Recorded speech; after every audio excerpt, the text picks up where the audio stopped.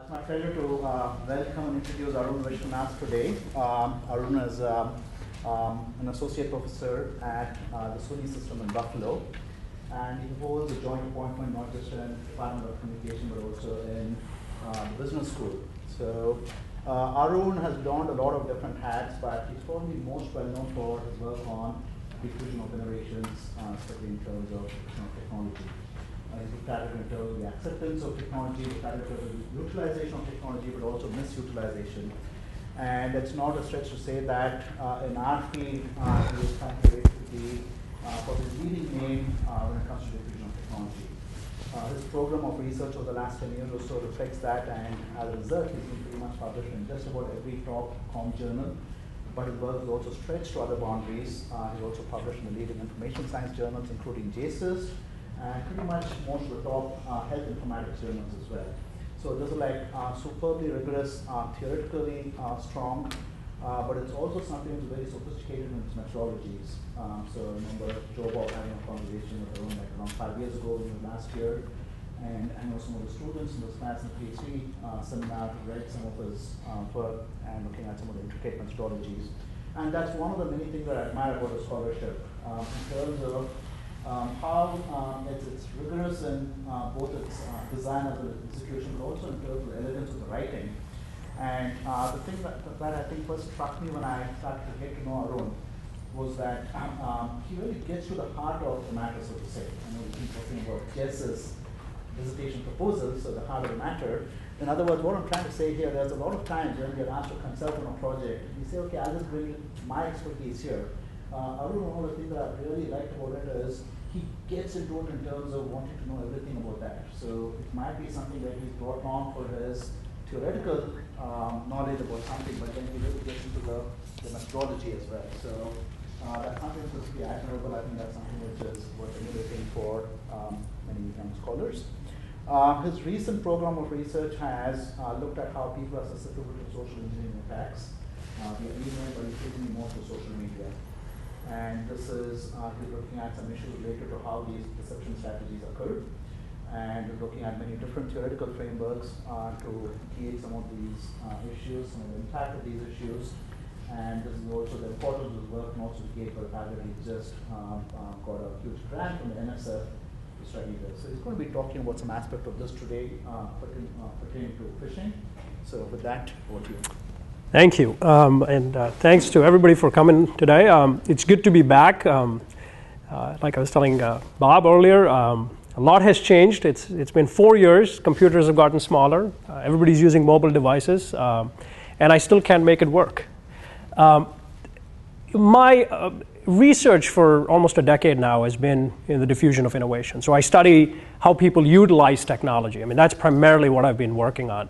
And as I worked through the literature, most of my work is empirical, and as I got more and more into it, my interest started getting into how technology shapes our realities, and also how people utilize and misutilize technology.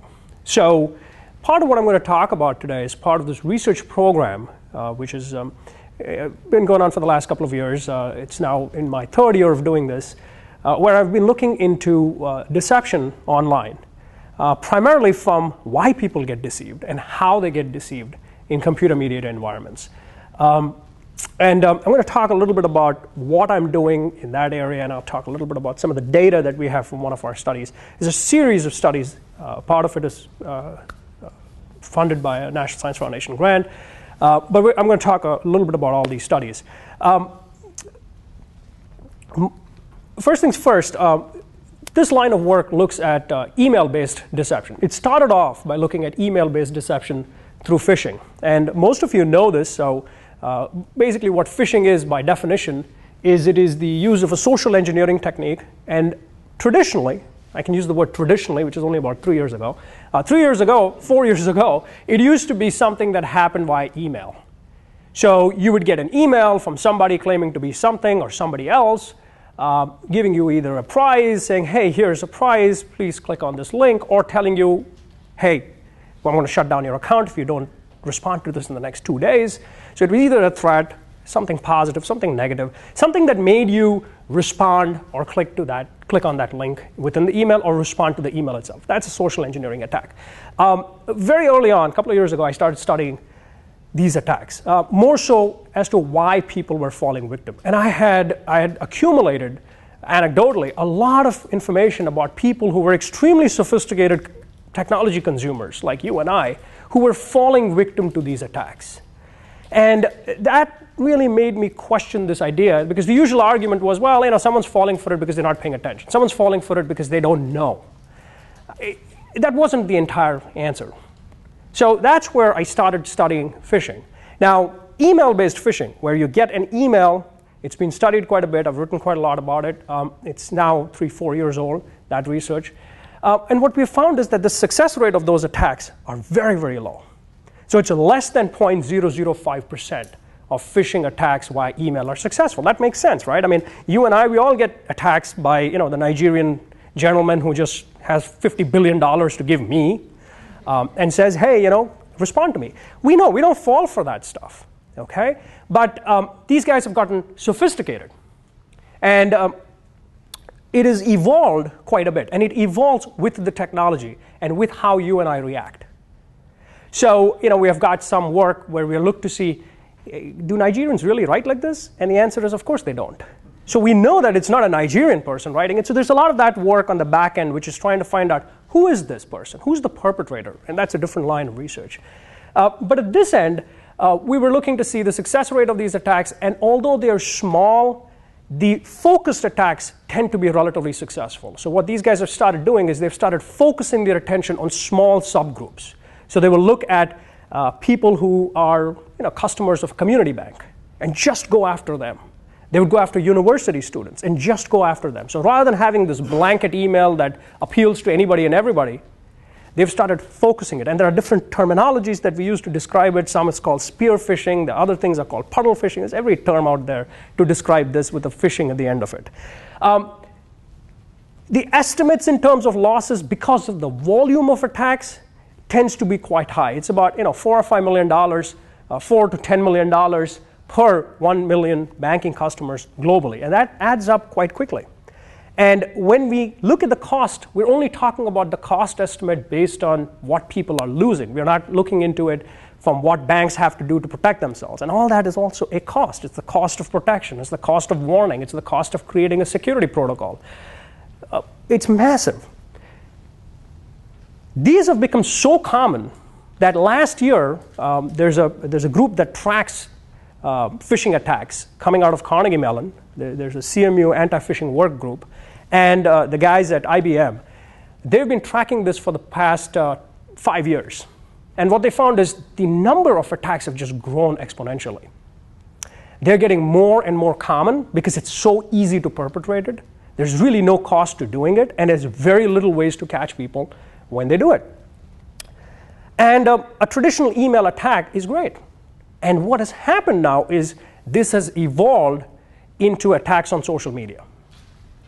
And so this piece that I'm going to talk about is about an experimental piece that looks at how or why people fall victim to phishing attacks on social media. So this is a whole new paradigm.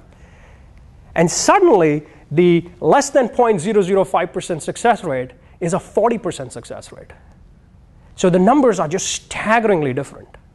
And as social media has evolved, I think today Facebook reported 1 billion users worldwide. So if you have 1 billion users worldwide and a 40% success rate, there's a lot more at stake now. So this is a really interesting area to be working in. So for the graduate students out there, there's so much that hasn't been done in this area. It's just, it's waiting for exploration. This is what a traditional email-based phishing attack looks like. This was an attack that happened at the University at Buffalo. And the reason I'm showing this is just to give you an idea. In general, these guys are pretty sophisticated. We had one attack. A week later, we had a second attack.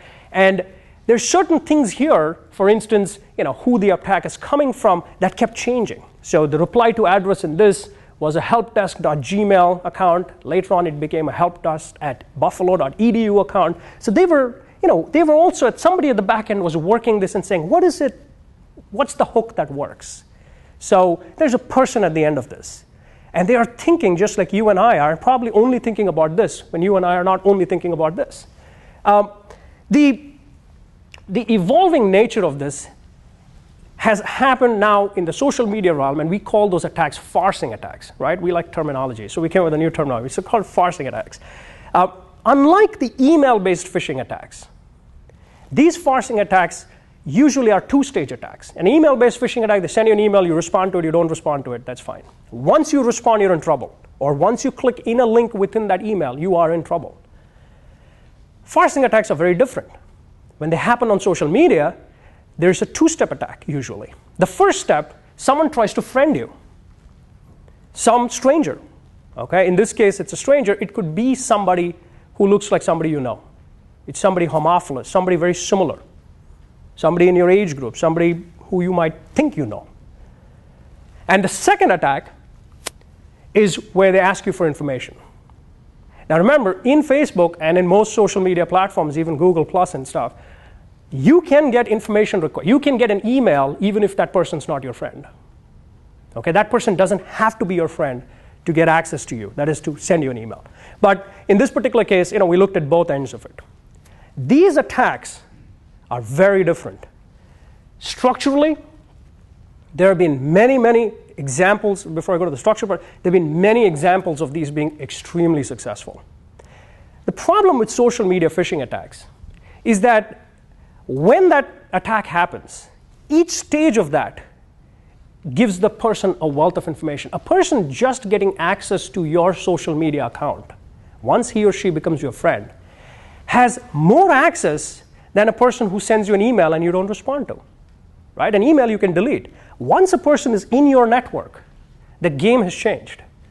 Because if they just got access to your account, they know so much about you.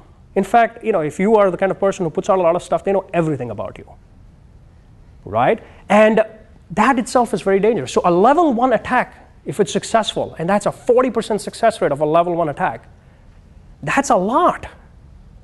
You don't even need a level 2 attack. And the problem with a level 1 attack is once I get into your Facebook account, that is, I'm your friend, I am the friend of every friend you're a friend of. I have technically got access to all these people.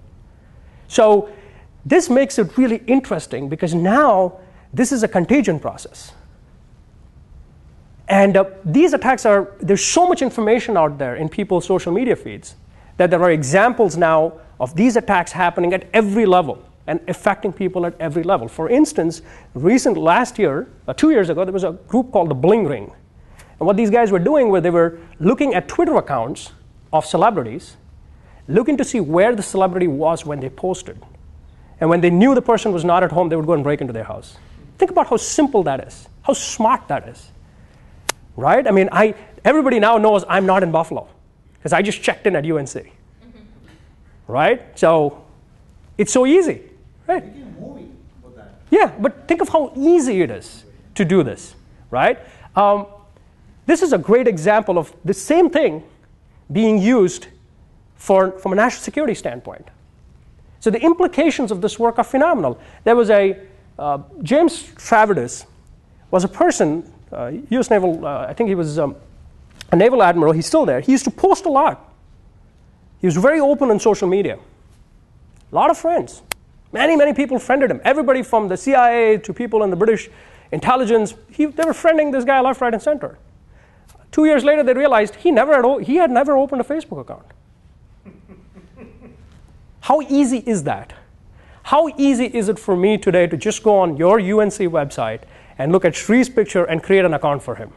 There is nothing stopping me from doing it. Right? If you understand the simplicity of this, it is scary.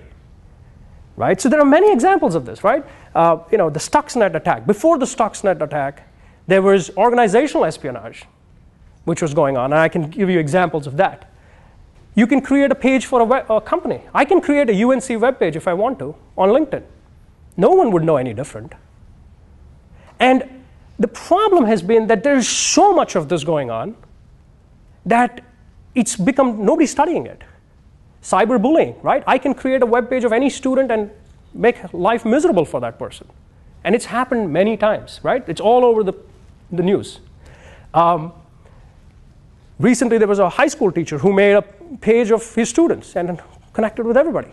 And nobody knew it was not the student, it was him. There's a lot of crazy things out there. And it's happening everywhere. And the point is that it is so easy to do it, and there are so many people doing it.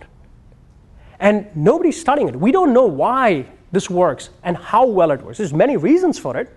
So the reasons they're more successful, especially when you compare it to an email-based phishing attack, the first reason is the structural features. So this was something we were really wanting to examine. Right? As a communication person, the first thing I was looking at was, what does this attack look like? Right? The attacks look very different. The structural features of an email-based attack, and I'm guessing I should be able to do this, right? On the left side is that same email phish. On the right side is a friend request. And the bottom is an information request, a request from some friend of yours within Facebook. If you look at the left, there's just a lot of information. There are a lot more leakages in it. When in the interpersonal deception literature, we talk about leakage cues. Leakage cues are tells, right? When someone's lying, they have a tell, right? They show it in the media, right? We have one of our faculty members who's a Paul Ekman student studies this, Mark Frank. He studies nonverbal leakages. Judy Bragoon studies that, nonverbal leakages. Similarly, in emails, there are a lot more leakages. There's a lot more content you can play with. So you see that, notice I pointed out to you, I said, look at that reply to address. You have a lot more leakage cues. There are grammatical errors. And it's like, wow, would the UB IT people make spelling errors and grammatical errors when they send you an email? Probably not. So if you're consciously thinking about it, it's easy to track it. When you look at a friend request, there's really nothing there. Because 90% of friend requests, 95%, use the pre-formatted template.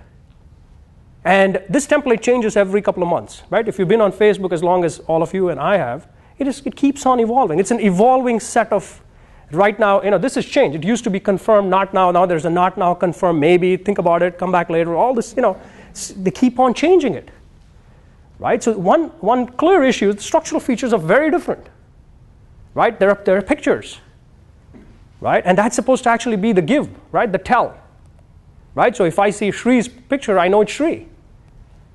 Right? And that actually might work against you if you really think about it. So we'll come back to that in a bit. So first is, we know the structural features are different. The second part, there seems to be a bias in the way people perceive a social media request. There is what is called as a truth bias.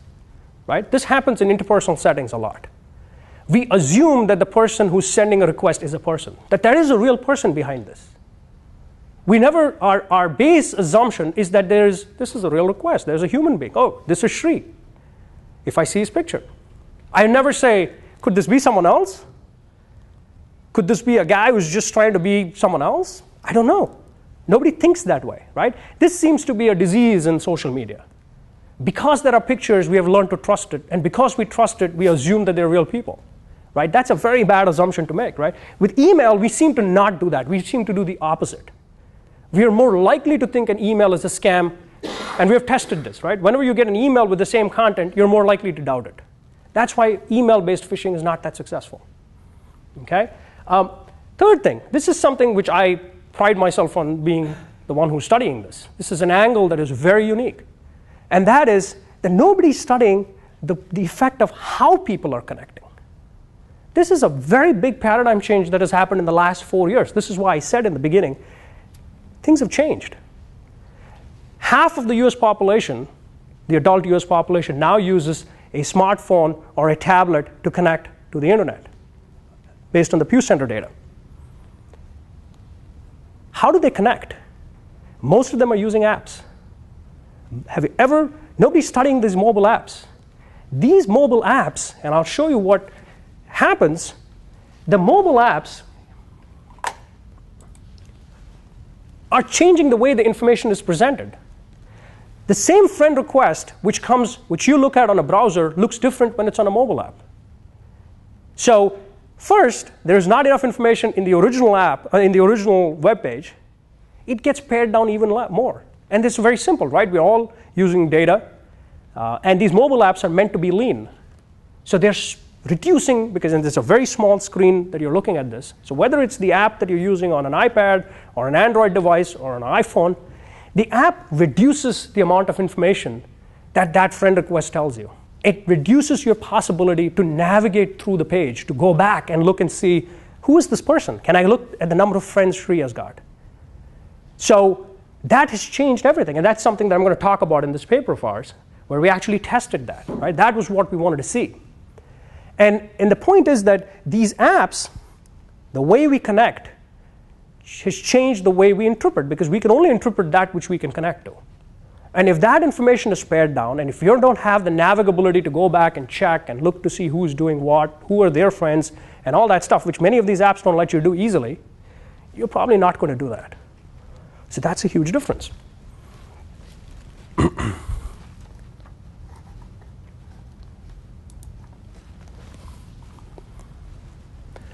Another big issue, the contagion factor. Now, as a person who studies the diffusion of technology, this is something that's a lot of fun for me, studying contagion effects. Right? What is a contagion effect? The contagion effect is like a virus. Social media is a contagion process. Right? The process of connecting is contagion. So does the diffusion, does the attack also spread in the same manner? And that is something nobody has explored yet. And what is that contagion process? In other words, once I friend Shri, if I now start friending the next person, does that person say, hey, he's a friend of Shri, he must be a real person? Now I have two. Right? Then the third gets easier. The fourth gets easier. So essentially, I need my first victim. I get my first victim, I am a winner from there on. In email-based phishing, there is no contagion. Right? So if it's a 0.0001% success rate, it's a 0.0001% success. It never goes further from there. Right? Another thing that's not been studied much.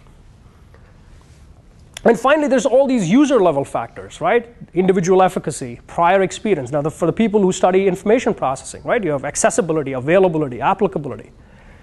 Think about social media policies, right? Facebook has changed its privacy policy, I think, 8 times since the time it started. Google Plus has changed its privacy policy, I think, 20 times. Like every couple of weeks, there's a new privacy policy I'm agreeing to. I don't even know what I'm agreeing to. Right? Most people don't read it.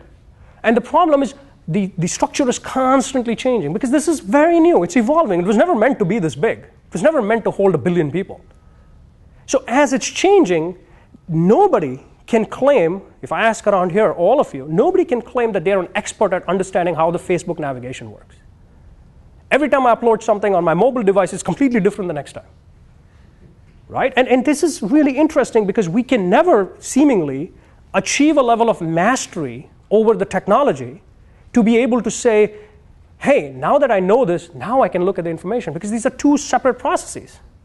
And unless I can get mastery over one, how can I go and start evaluating the information for its accuracy? Now, one of the issues here is that people study all of these discretely. Right? People will study the technology separately, they'll study the content separately, they'll study all these things separately. And so to understand what these effects are, you have to study them together. Okay? So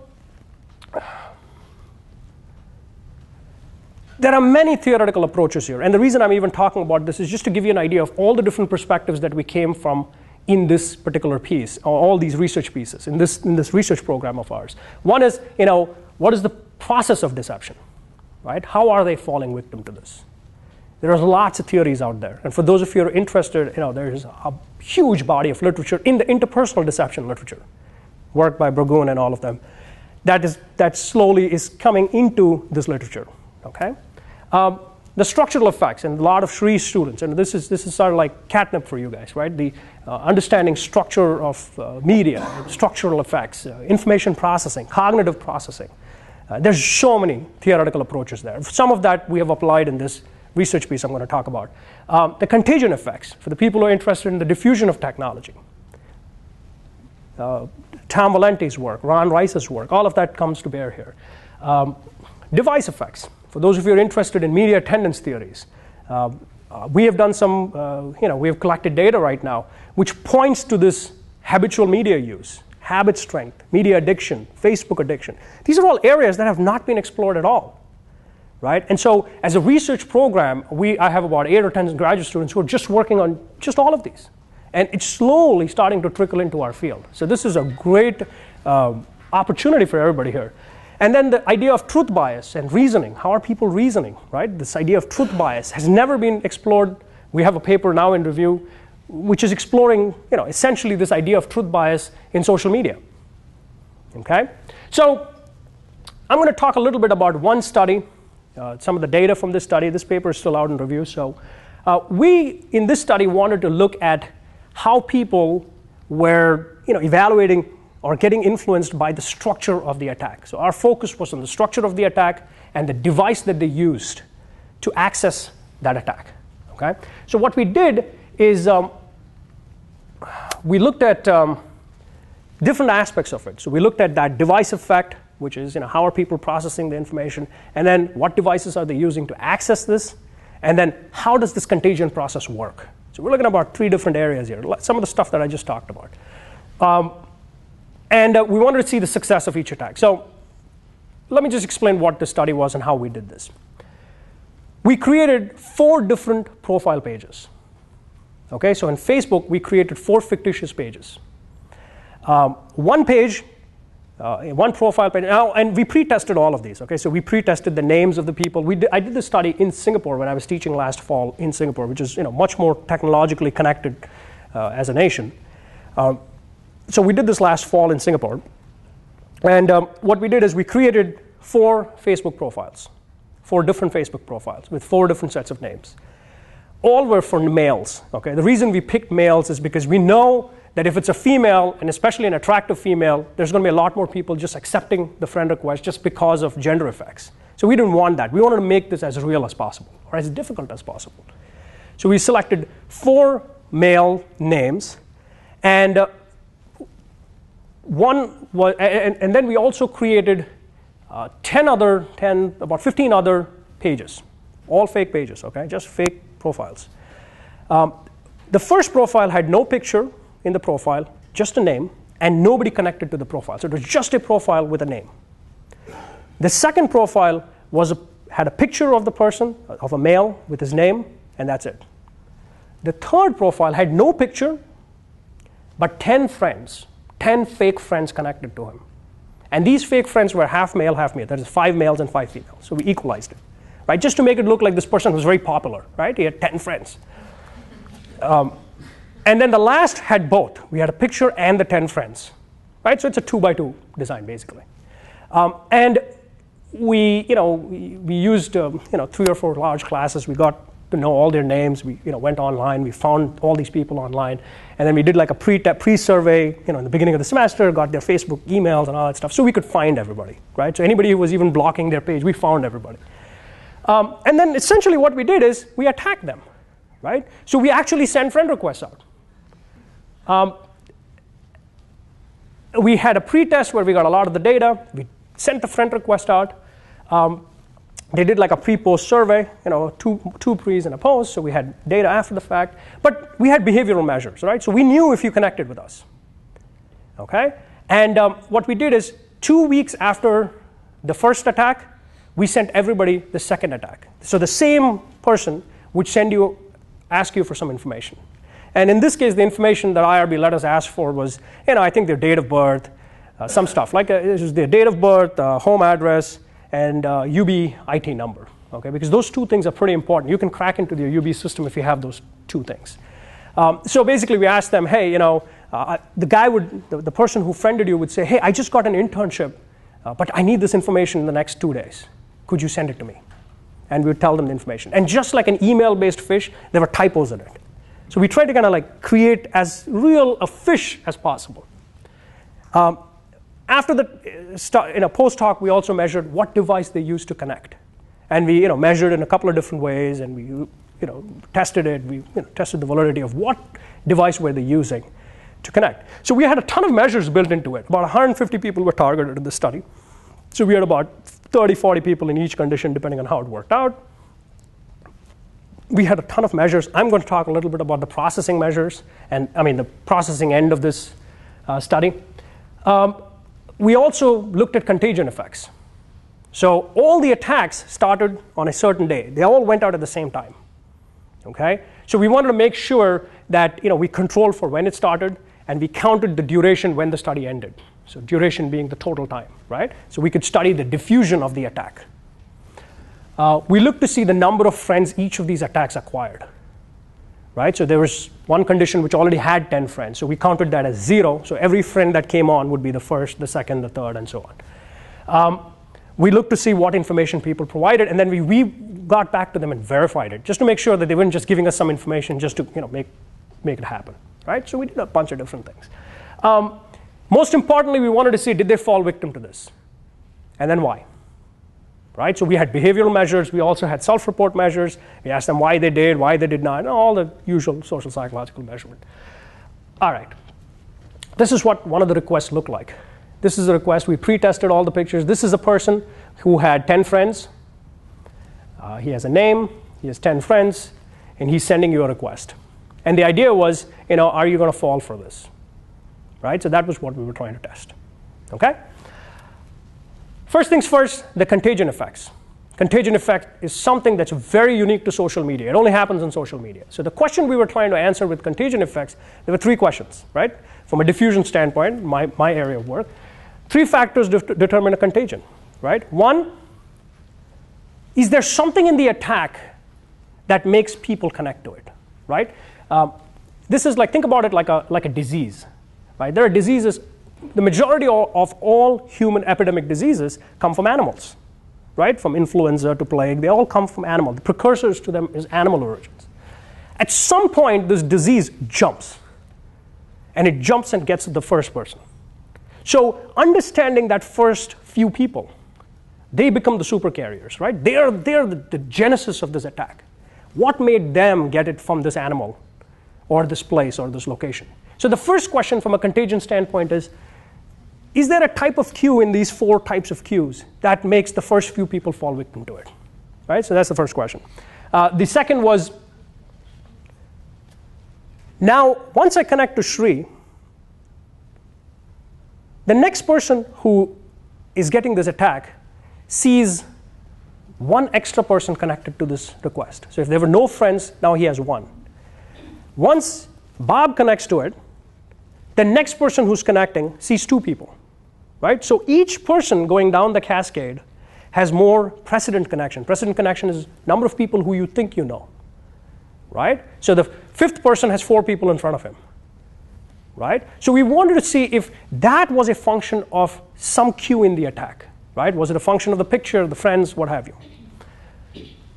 And then finally, from a diffusion standpoint, I wanted to see the shape of the attack. That is this looking like a diffusion curve? And there are 2 ways to look at it, right? One is you plot it, and a diffusion curve, for the people who know it, is like an S-shaped curve. And more importantly, we wanted to compare it with a real non-attack, which is just getting friends online, getting friends on Google+, getting friends on social media, on Facebook. So if you could get a real non-attack, does the trajectory look the same? Okay, so these are some of the questions we had. So some of the answers to this, when we looked at the contagion effect, the first part of it, what we found was, this is logical. When you had a picture, the attack was very successful. People connect to people who have pictures. People connect to people who have a lot of friends. It doesn't matter. As long as there is something, you connect to them. Okay? People don't necessarily pay attention to it. They just say, is there a picture? Okay, I'm going to connect. Is there a lot of friends? Okay, I'm going to connect. Okay, so it was a very simple answer. We expected that. We expected the cues to matter, right? That's why we put these there. Not a big deal. Number of precedent connections. This was where it got interesting. What we found was, it didn't matter if there was a picture in the attack. What people are using as a cue is the number of connections a person has. So that person we created without a picture and with 10 friends got many more friends. So that's a contagion problem. You understand what's happening here? People connect to people who don't have pictures but have many friends. Not many common friends. So if I get an attack from Shri without his picture, but with 10 friends in it, just looks like, hey, there are 10 people on this page. I will connect to him. If I put a picture in it, it actually throws me off. Because now I can say, does that look like Shri?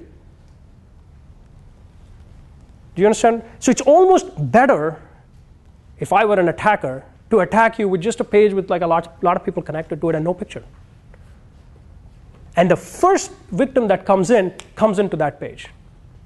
And then they start connecting. And pages that are popular become more popular, right? So that's that bandwagon effect, herd mentality, right? We all herd. And once it starts, it just becomes a contagion. So when we, yes? Can you go back? Yeah. Can you read those words on the bottom?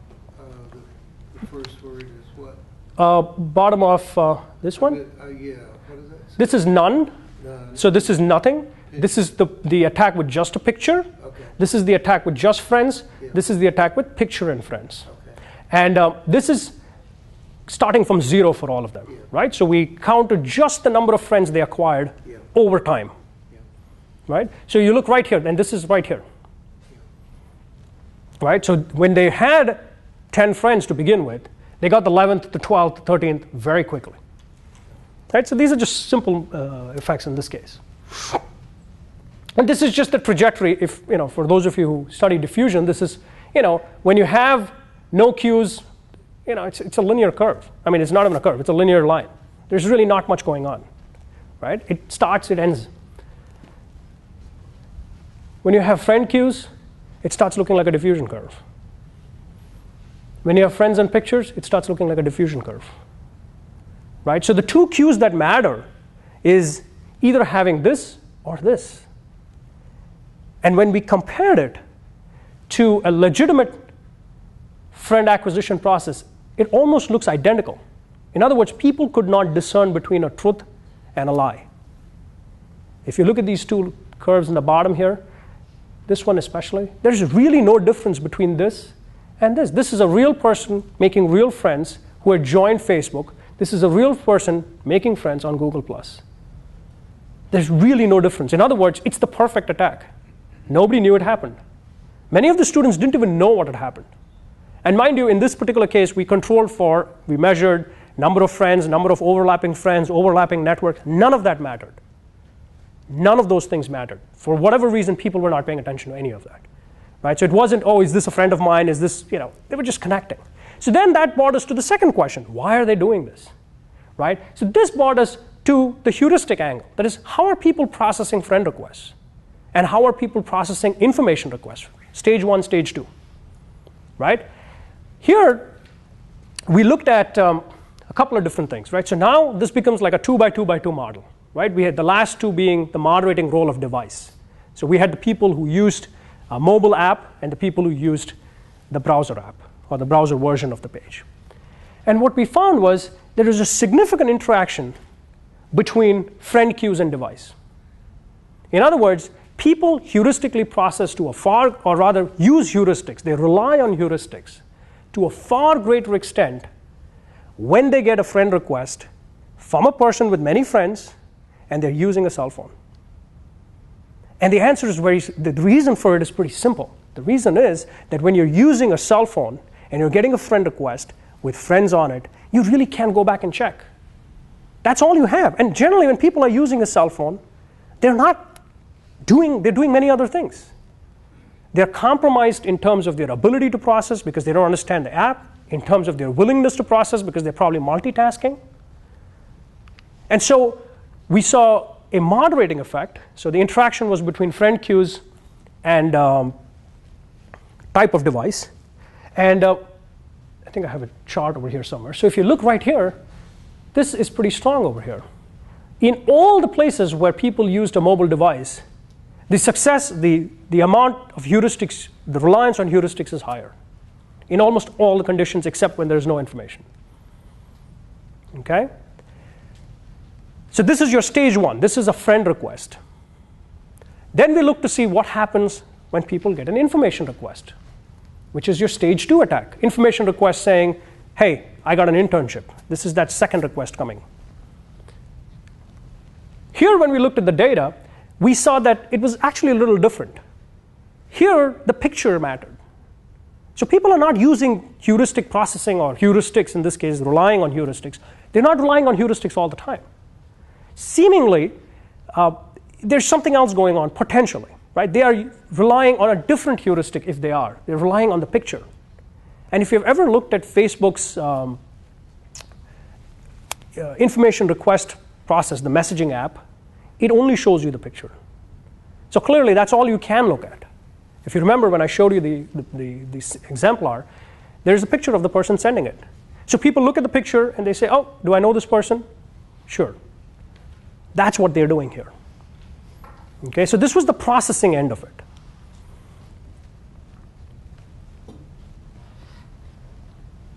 Then the most important thing from my standpoint in this particular study was to see, okay, what was successful?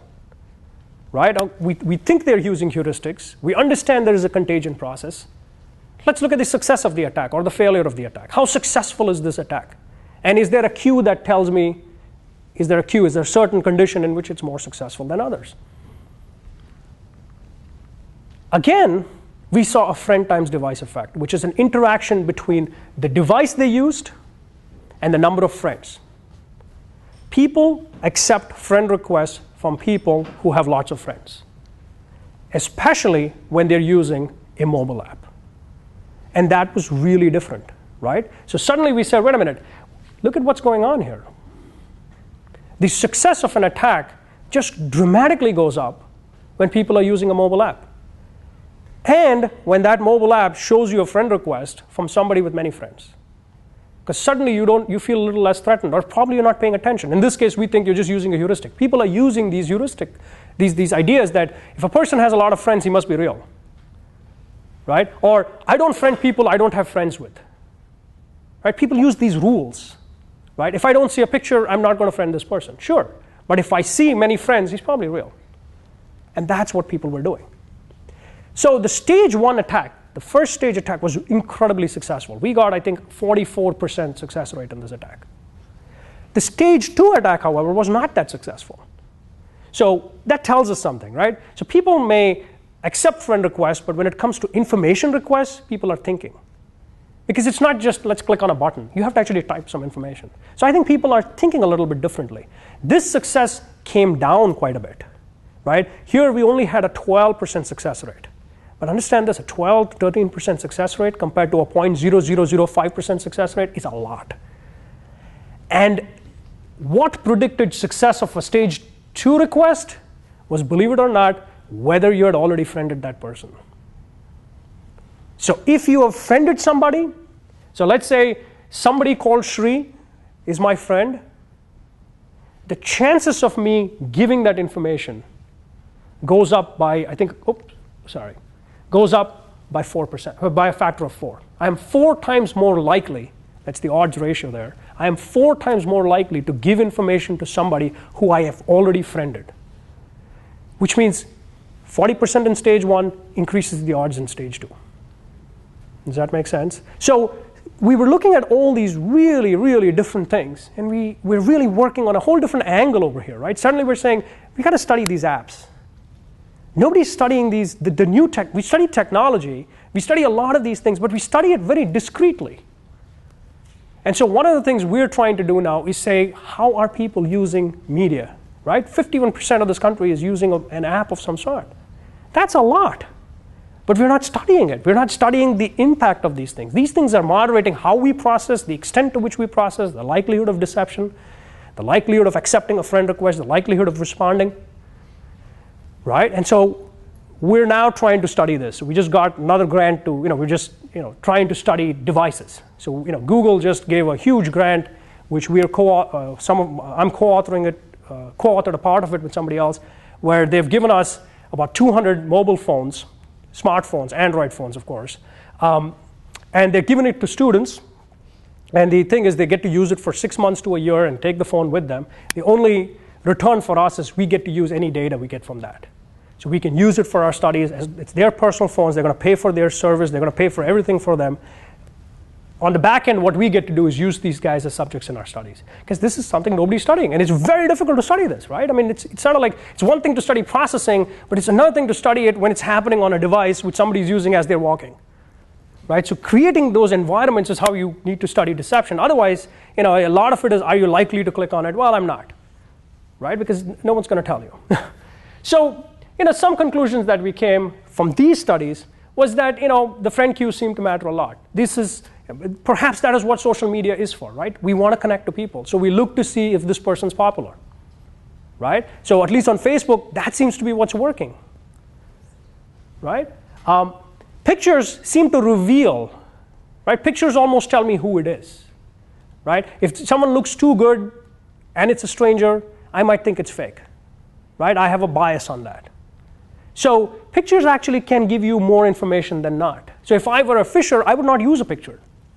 I would just create a page with like 6, 8, 10 people, and we don't know the threshold number. So we're actually doing a study right now where we're trying to say, what is the threshold number of friends I need for you to get connected to me? So we're doing it with like 5 friends. This one had 10. We're doing it with 5, 10, 15, 20. And we're trying to say, is the threshold number something that we can work with, right? Like the Ash experiments from the 50s, right? Like the Confederate things. So we're trying to do those kind of experimental stuff. So pictures probably attenuate. The contagion effects are very interesting. The contagion effects has never been studied. Right? We know it happens. How it happens, we have never studied it. Which condition in which it happens, we have never studied it. So I think that's really another one of these areas that we're working on. And device of access, right? This is something I keep coming back to. People have got to study devices. We have got to start studying iPads. We've got to buy more iPads and study them. But this is something we're not paying attention to this. Right? We're bringing people into contrived settings and making them which is great, right? But we got to start studying how people are using technology. How are they connecting? Right? A lot of people are using apps to connect. I do it, you do it, but we need to be studied as we're doing this. And finally, information requests that come from friends are 4 times more likely to be attended to. Now, this is as far as the study is concerned, right? This is a research program, so there's a lot of stuff going on. So at one end of it, we're looking at why people fall victim. At the other end, we're trying to say, how do we solve this issue? Right? What are the solutions to this problem? Considering how successful it is. Right? And that's the other end of the challenge. How do we solve this? First things first, the things we've worked on, the first problem here is the solution right now is essentially to send Facebook a request, an email. So if you see something suspicious, you email it to Facebook. You send them an email. Now, if you send them an email, it goes into this black box of Facebook, and you don't know what happens to it. Okay, so that's one solution that Facebook has. Send us an email.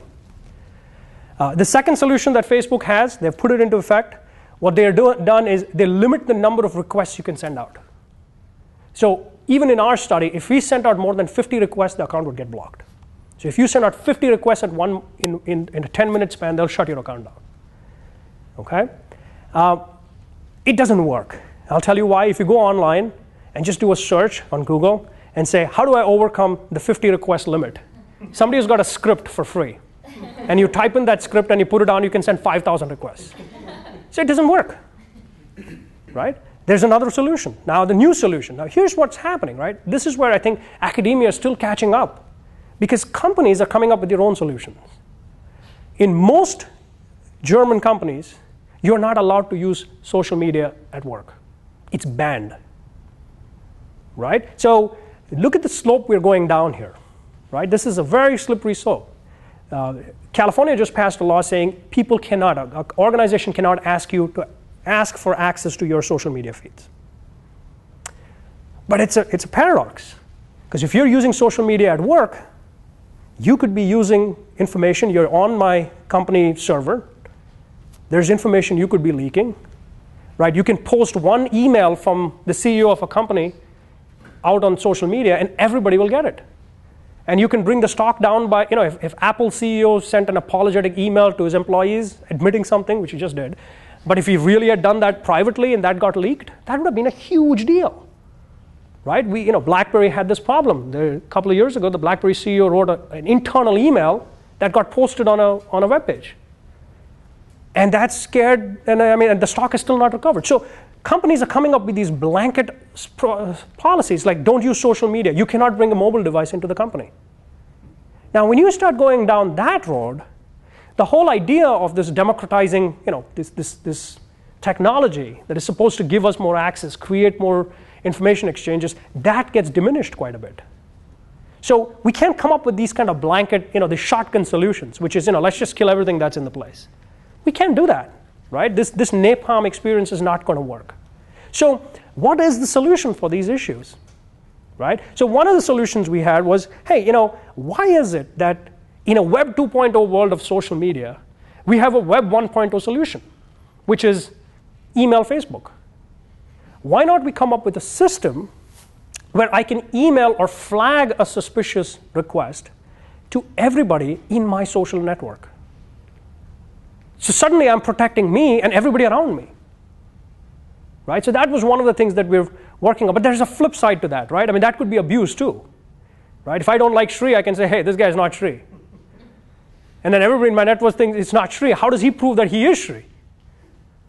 So now we have another set of problems, right? So we're working on different solutions for this. And one of the solutions that we're working on, which I'm testing right now, which is very, it's in its infancy, is trying to crowdsource this, which is using collective intelligence, right? Coming up with a crowdsourced solution. This is a whole different paradigm. So what I'm trying to do is develop a system by which you can report a suspicious page or a suspicious request using a set of questions that you have to answer. And we're hoping that collectively, unless people are all in the network colluding, that thing might not happen. And we tested that on certain things, right? So I've tested it using a technology, which I'll talk about in the graduate class later on, called Galileo, a methodology that we developed in the communication sciences. One of our faculty members has developed. So we're trying to use that to crowdsource and come up with a solution. Just to give you an idea of, and then I'm going to stop over here, here is an example of how I tested this technology, this methodology. Here's a photograph taken in the 1960s. I think this is University of Wisconsin. And this here is a faculty member in our department right now. And this was a picture that we showed to students using a methodology, a measurement methodology. And basically, we asked them, after we showed them the picture, to estimate the distances between objects in it. So we picked about 10 objects. So think of these 10 objects as being the dimensions of truth-telling and lying. That is, what do you think is deceptive? So you got to think about this a little bit. But basically, what we're doing is we're using these distances. So the people are giving us distance estimates.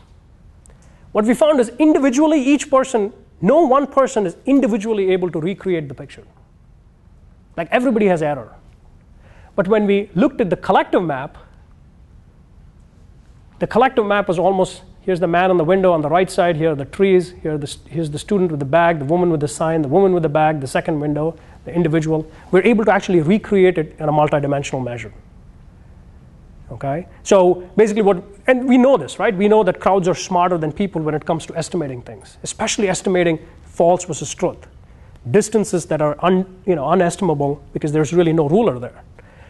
So what I'm trying to do is use the same methodology to come up with a series of ways in which people can answer, let's say, 3 or 4 questions about a friend request or 3 or 4 questions about an information request. Just 3 or 4 as they, say, report it to Facebook or Google+. And basically those 3-4 questions, so that way you can't game it.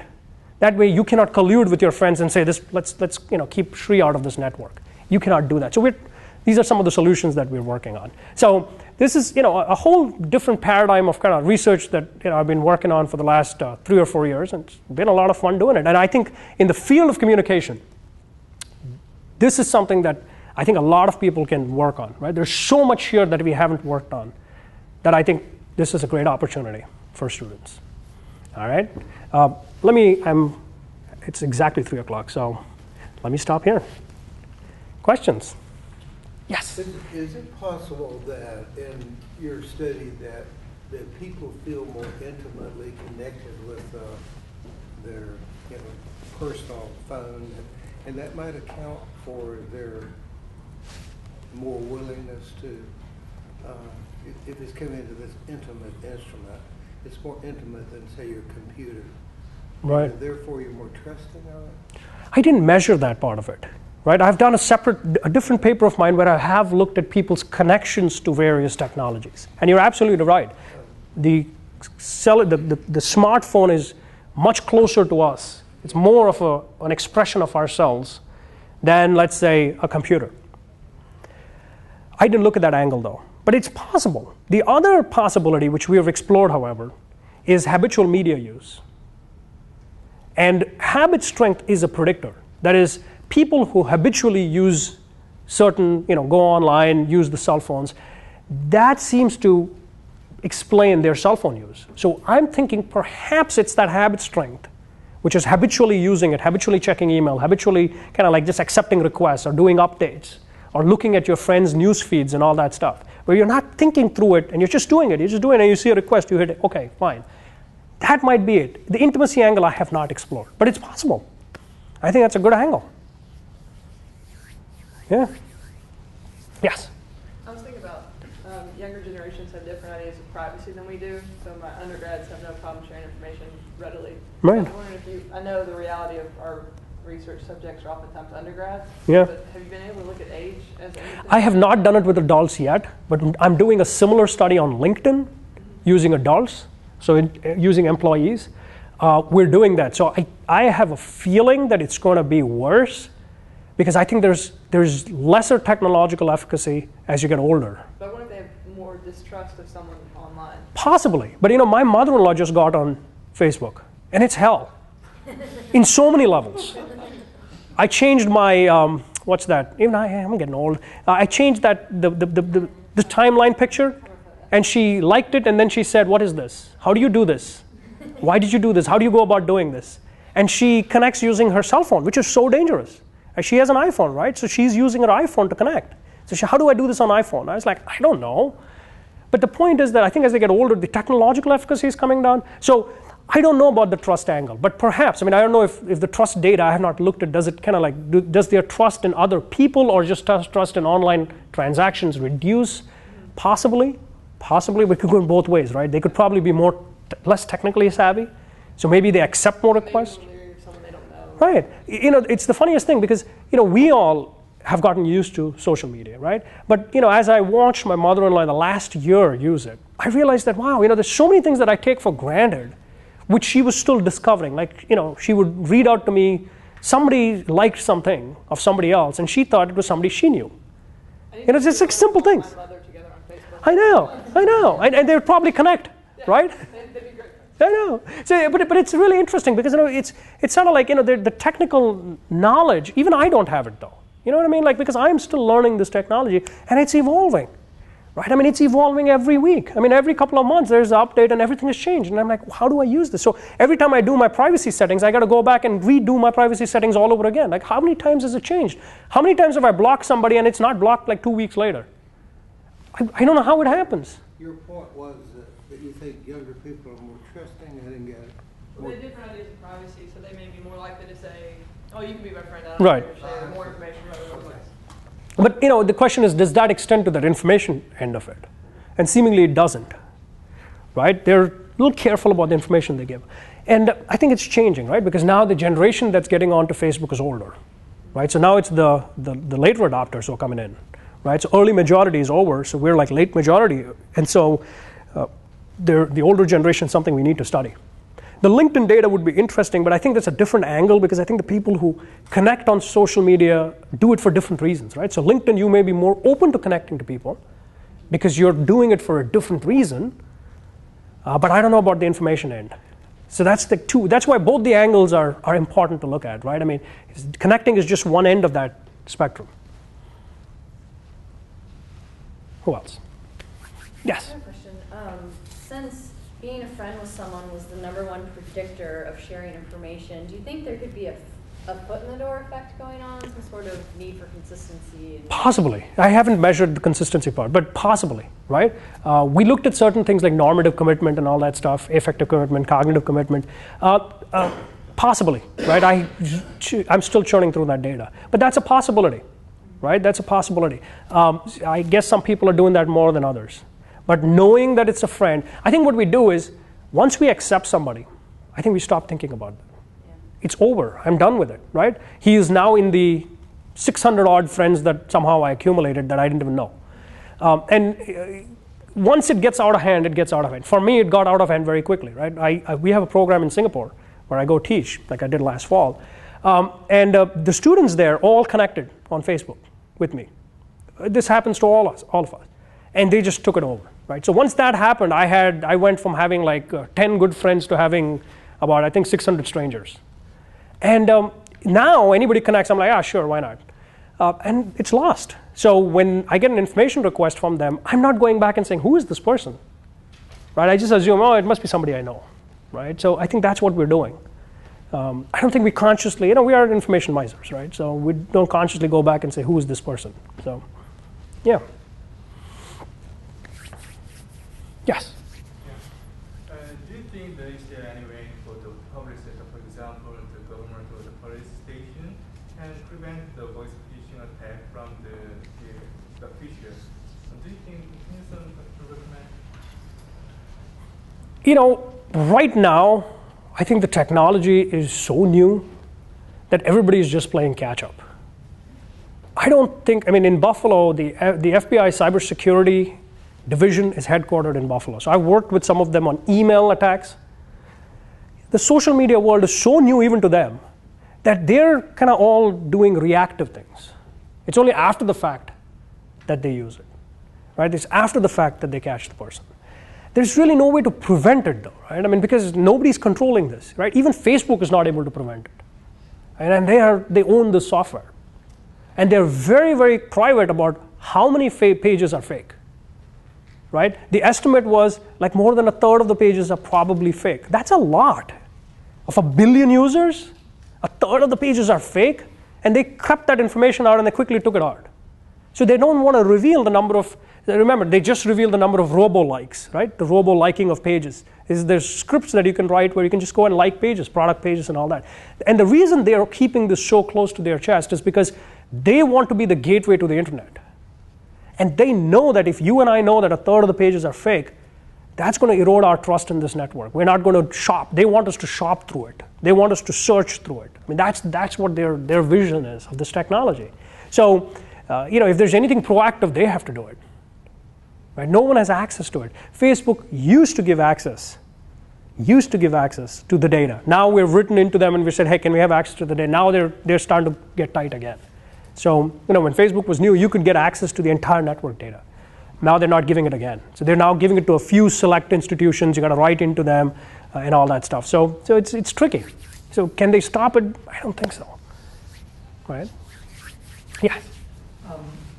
I was wondering, is there some sort of privacy setting